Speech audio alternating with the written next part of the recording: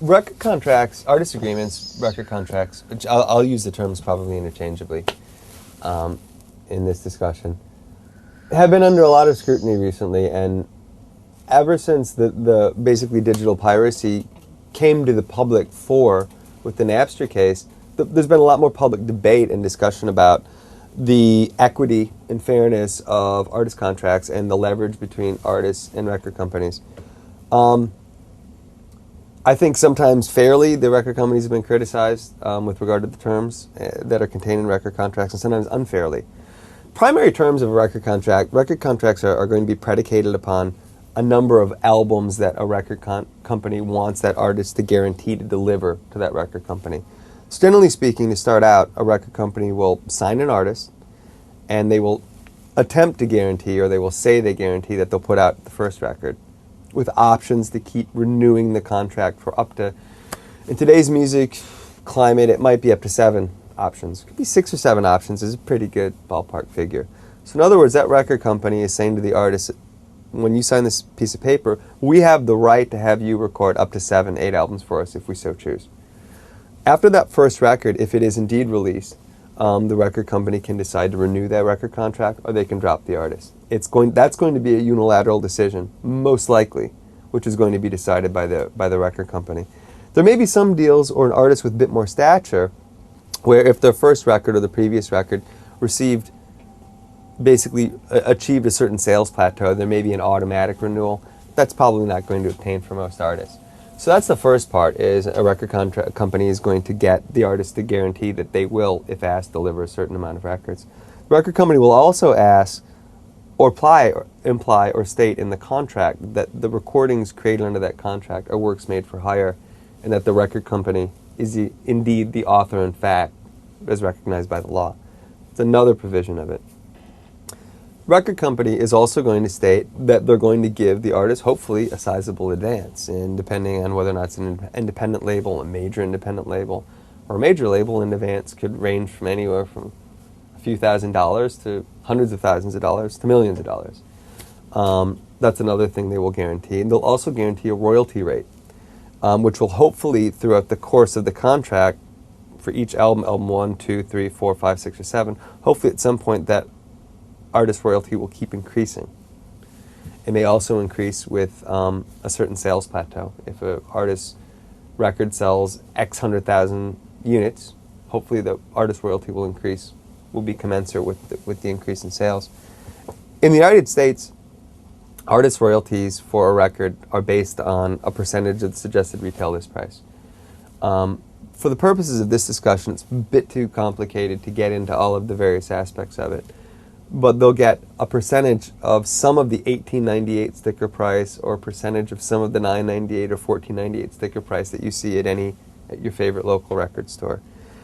Now, why most artists are unrecouped, and what unrecouped means is when an artist signs with a record label, all of the monies which are given to them are considered to be advances under the contract, whether they be money that goes into the artist's pocket, which helps them pay their rent, whether it's money which goes toward recording the record, whether it's money which helps them tour support, whether it's money which helps them get their record played on the radio.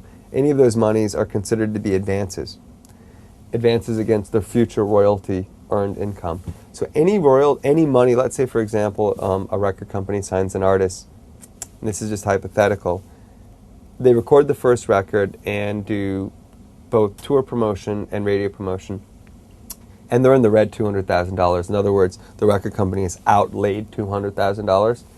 The reason many artists consider that they don't make any money from a record company or don't receive royalties is because that $200,000 debit or account at the record label needs to be paid off at the artist's royalty rate. So until they fill that hole of $200,000, they're not going to see a royalty check.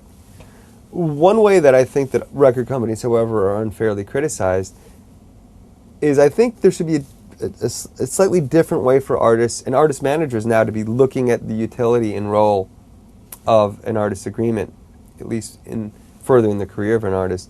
And that is, an artist isn't necessarily going to make money directly off of their artist agreement. Indirectly, they can make money off their artist agreement. If your artist is signed to a recording agreement, they should definitely have signed to a publishing agreement unless they're going to administer their own money. But if your artist needs money, you should be able to get them a publishing deal on favorable terms, which are going to guarantee advances against future income. So that's one way they can earn money. Also, at least in the pop or rock arena, if they're going to be doing any touring, an artist manager should ensure that that artist also has a merchandising agreement to some degree. They should also be able to realize where the core constituency of their fans are, and wherever those fans are, be able to isolate ways to make money in certain live performance markets, doing live performances. A beginning artist isn't going to make money touring around the country. They're probably going to incur debt, but wherever they can make money, they should be able to do so. And a record contract and a record deal, a new record out, is going to open up a lot of different opportunities for an artist, which are not necessarily, in other words, they're going to have a lot of opportunities which aren't directly created by the record deal, but are indirectly created by it. Also publicity. You know, the way I look at it too, for a young artist who's signed to a record contract, and let's say it didn't work out, if that artist had, or that band had a core constituent audience of 5,000 people going, which is a great core constituent audience for an unsigned band. They sign to a record company and put out an album that's marketed and sells anywhere between 30 and 70,000 copies. The major record label thinks that that's not enough and they drop them. You just got 30, 40, 50,000 more people who are aware of you. So I think that, you know, once a band, even if they weren't overly successful, leaves a record company, there are a lot of ways to market yourself now online with regard to internet sales. I think that record companies, you should look at an artist agreement as not your ticket to paradise, but as a ticket to furthering your career in a way that you might not have thought of before.